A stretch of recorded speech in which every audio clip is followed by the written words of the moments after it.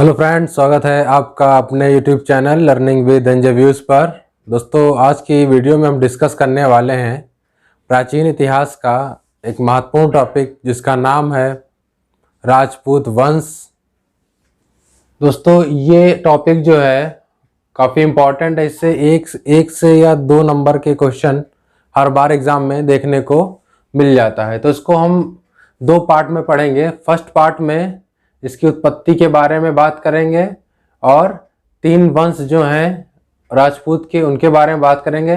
जो बाकी के तीन इंपॉर्टेंट वंश बनते हैं उनको हम नेक्स्ट वीडियो में देखेंगे। तो दोस्तों, राजपूत वंश की उत्पत्ति कब हुई थी, कैसे हुई थी, इसके बारे में हम आपको बताएंगे। राजपूत वंश की उत्पत्ति दोस्तों में देखने को मिलती है 7वीं शताब्दी के आसपास।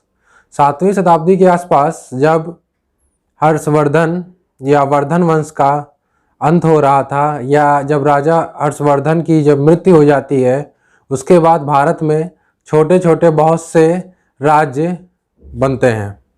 उन राज्यों के राजा होते हैं जो अपना राज्य बढ़ाने के लिए आपसी संघर्ष करते हैं। तो ये चीज़ देखने को मिलती है। उसी में हमें इन राजपूतों के उत्पत्ति के बारे में पता चलता है। दोस्तों, हम आपको बता दें कि जो ये राजा आपसी संघर्ष करते थे, ये करते थे अपना राज्य को या अपने साम्राज्य को फैलाने के लिए। राजपूतों की अगर मुख्यतः जानकारी की बात करें या लेखों के आधार पर जानकारी की बात करें तो हमें जानकारी मिलती है पुराने इतिहासकारों से। इनमें से कुछ विदेशी जानकार थे, कुछ हिंदू धर्म को जानने वाले या मानने वाले जानकार थे, और एक रचना है जिसकी जो बात करें चंद्रबाई, क्या रचना है? चंद्रबरदाई की रचना है पृथ्वीराज रासो। उससे इनके बारे में जानकारी मिलती है। तो जो विदेशी जानकार थे उनका मानना था कि जो राजपूत थे वो बाहर से आए थे। मतलब कि जो भारत के पश्चिम में अफगानिस्तान जो क्षेत्र था वहाँ से जो आक्रमण हुए थे उन्हीं में वो आए हुए थे और यहाँ पर भारत में बस गए थे। बाद में चलकर वो राजपूत बने। ये किसका मानना था? ये विदेशी जो जानकार थे उनका। दूसरे थे हमारे हिंदू जानकार या हिंदू धर्म को मानने वाले या अनुयायी।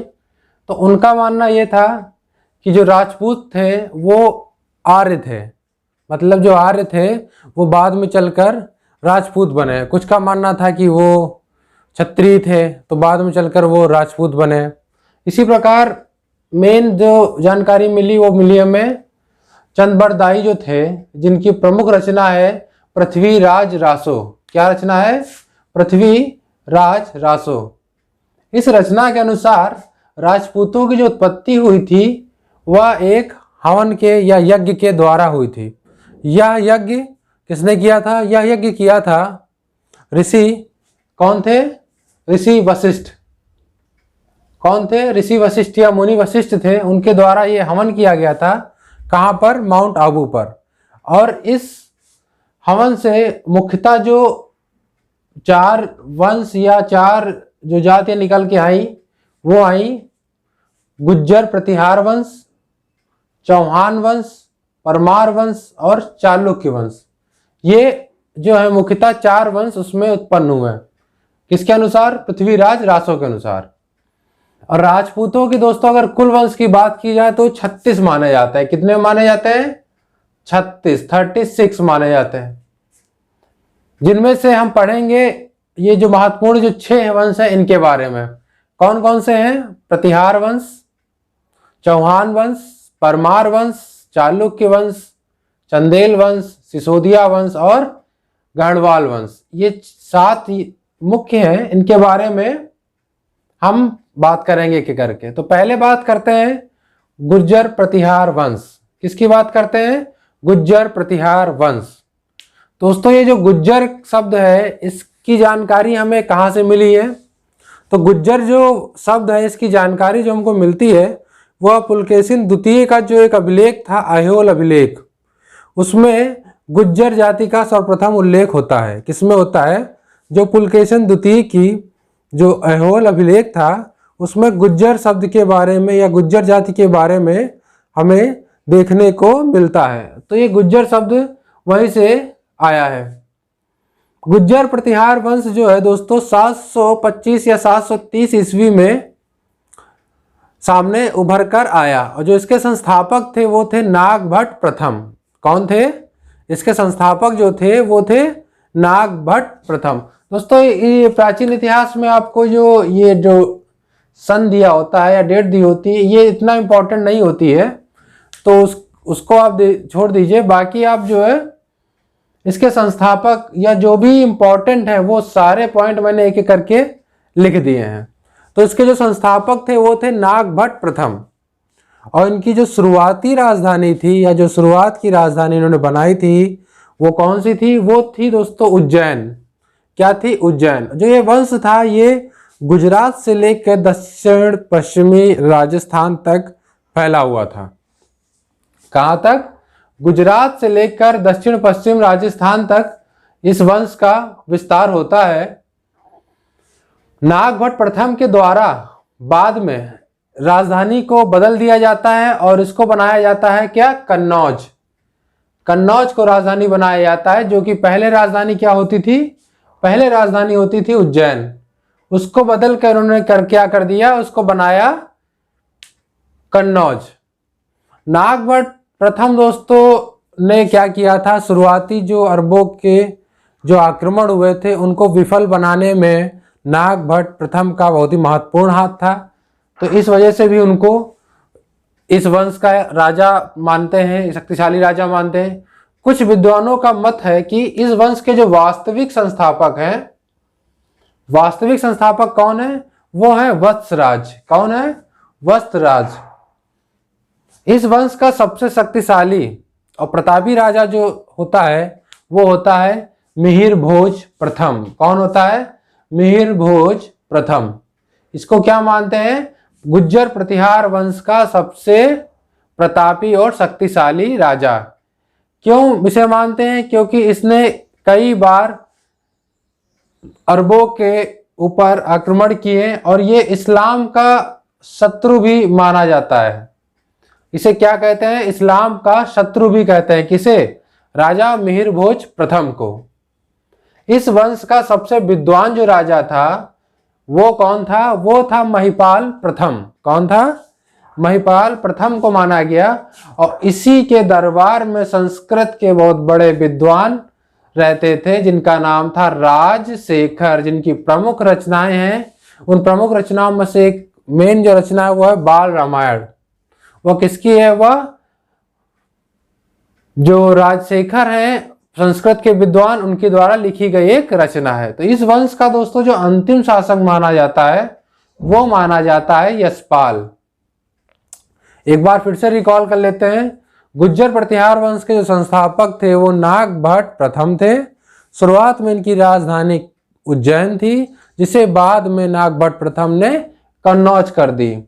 और इसमें प्रतापी राजा बहुत से हुए, जिसमें से प्रमुख थे राजा मिहिर भोज, जिसे इस्लाम का शत्रु भी कहा जाता था, और महिपाल प्रथम, जिनके दरबार में संस्कृत के बहुत बड़े विद्वान राजशेखर रहते थे, जिनकी रचना थी बाल रामायण। और इस वंश का जो अंतिम शासक था वो था यशपाल। तो दोस्तों ये बात हो गई गुज्जर प्रतिहार वंश की। अब नेक्स्ट बात हम जो करेंगे वो करेंगे चौहान वंश के बारे में। तो चौहान वंश के जो संस्थापक थे वो थे वासुदेव। कौन थे? वासुदेव। वासुदेव जो थे वो चौहान वंश के संस्थापक थे। इनकी जो प्राथमिक या प्रारंभिक राजधानी थी वो क्या थी? अहिस्त्र। बाद में अजय राज द्वितीय राजा हुए। उन्होंने क्या किया? अजमेर नगर की स्थापना की और उसी को अपनी राजधानी बनाया। किसने? अजय राज ने। इस वंश का सबसे शक्तिशाली राजा जो माना गया वो माना गया विग्रहराज चतुर्थ। कौन माना गया? विग्रहराज चतुर्थ।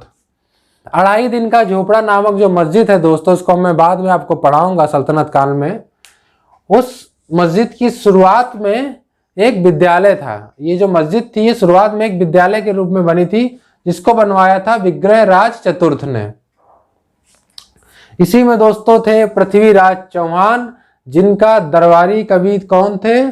चंद्रबरदाई, जिनकी प्रमुख रचना थी पृथ्वीराज रासो। किसके दरबारी कवि थे? पृथ्वीराज चौहान के दरबारी कवि थे कौन? चंद्रबरदाई। और इनकी प्रमुख रचना कौन सी थी? पृथ्वीराज रासो। दोस्तों ये इंपॉर्टेंट लाइन, इसको याद कर लीजिएगा। डिक्टो इसी तरह पूछता है कि हिंदी भाषा का प्रथम महाकाव्य कौन सा है?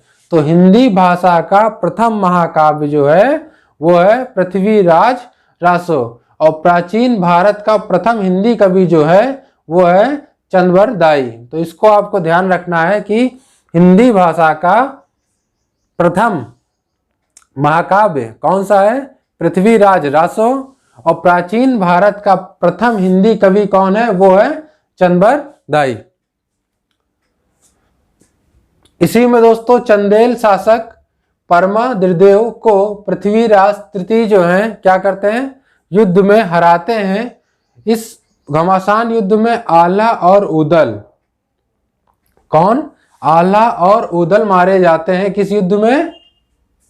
जो पृथ्वीराज और चंदेल शासक के बीच में होता है। इस वंश का दोस्तों अंतिम जो शासक था वो था पृथ्वीराज तृतीय। कौन था? पृथ्वीराज तृतीय।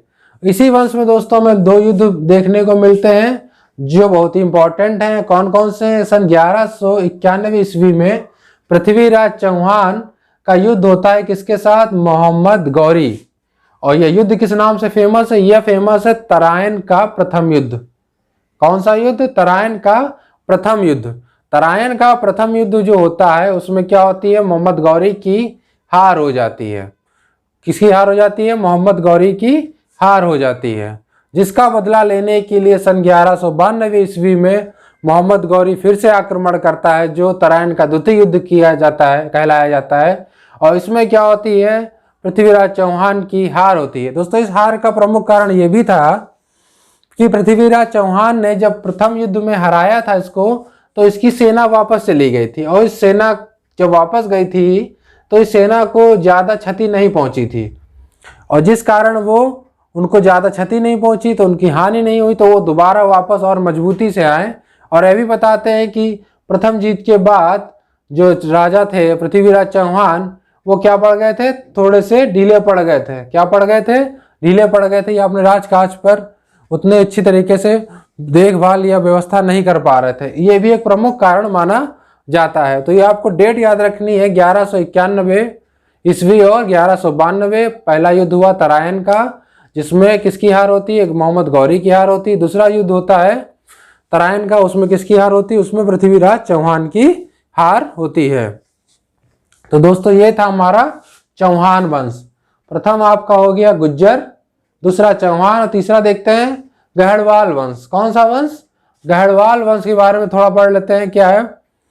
गहड़वाल वंश के जो संस्थापक थे वो थे चंद्रदेव। कौन थे?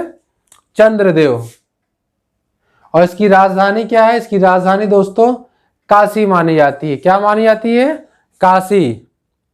और इस वंश का महानतम शासक जो था वो था गोविंद चंद्र। कौन था? गोविंद चंद्र जो था वो गहड़वाल वंश का एक महत्तम शासक था।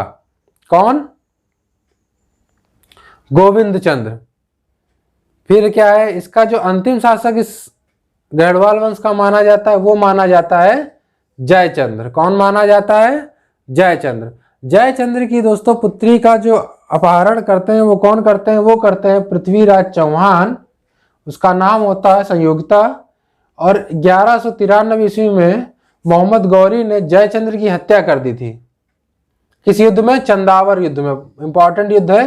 चंदावर का जो युद्ध था वो 1193 में हुआ था, जिसमें मोहम्मद गौरी ने राजा जयचंद्र की हत्या कर दी थी। इसको आपको ध्यान रखना है। और जयचंद्र का जो पुत्र होता है वो क्या होता है? हरिश्चंद्र, जो गौरी के अधीन शासन करता है। और संस्कृत भाषा के प्रसिद्ध कवि जो इसमें पाए गए उनका नाम था लक्ष्मीधर, जो किसके दरबार में रहते थे? वो जयचंद्र के दरबार में रहते थे। तो दोस्तों ये 3 वंश के बारे में इस वीडियो में हम आपको बताएंगे। बाकी के हमारे 4 वंश बचते हैं। कौन कौन से? चौहान वंश, परमार वंश, चालुक्य वंश, चंदेल वंश, सिसोदिया वंश, इनकी हम जानकारी आपको इसके आगे वाले वीडियो में देंगे। तो इस वीडियो को आप पूरा कायदे से देख लीजिएगा, एक बार बुक से भी पढ़ लीजिएगा, तो आपको राजपूत वंश की पूरी जानकारी हो जाएगी। वीडियो अगर अच्छा लगा हो तो इसे लाइक करें और शेयर करें, वीडियो को ज़्यादा से ज़्यादा शेयर करें दोस्तों, और चैनल को सब्सक्राइब करना ना भूलें ताकि आपको हमारे आने वाले वीडियो की सारी जानकारी मिल सके। धन्यवाद।